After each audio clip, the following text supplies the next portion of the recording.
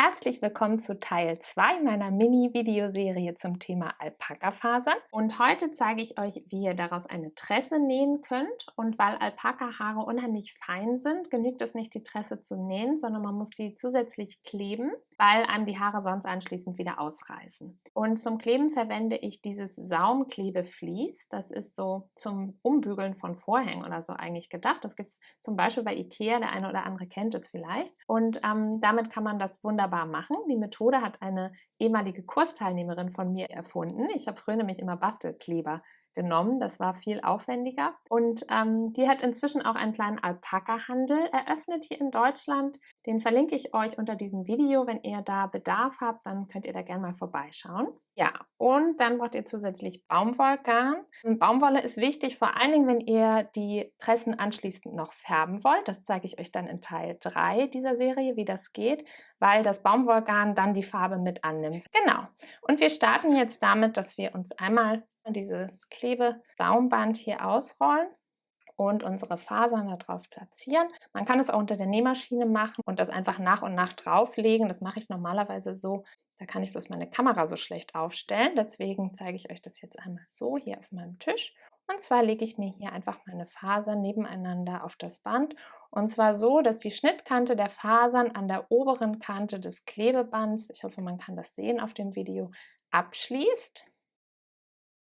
Und fange jetzt an, das hier einmal in der Mitte des Klebebands genau einmal abzusteppen.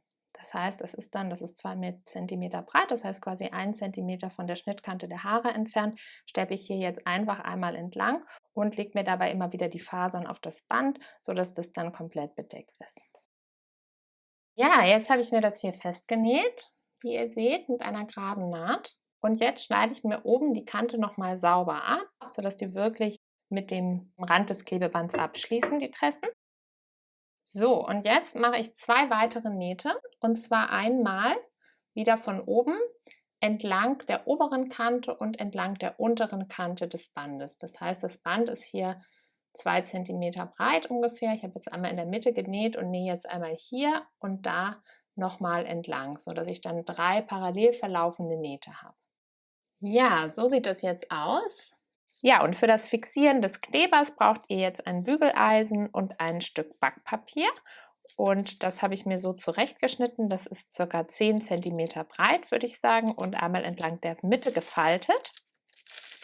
Und das lege ich mir hier jetzt so aufgeklappt auf meine Bügelunterlage und lege mir die Tresse hier rein. Und zwar mit der Klebefließseite oben. Das heißt, die liegt jetzt hier oben auf. Und jetzt falte ich das einmal entlang der mittleren Naht, sodass idealerweise die beiden äußeren Nähte hier aufeinandertreffen und entlang der mittleren Naht eben der Knick ist. Und falte mir das Backpapier darum und fange dann an, das zu bügeln bzw. zu fixieren. So, und wenn ihr jetzt mal schaut, dann seht ihr, dass das hier wirklich ganz gerade umgebügelt ist. Und jetzt steppe ich hier noch einmal entlang, und zwar zwischen dieser Oberkante und dieser Naht, genau in der Mitte, und setze da noch eine weitere Naht, um das nochmal zu fixieren.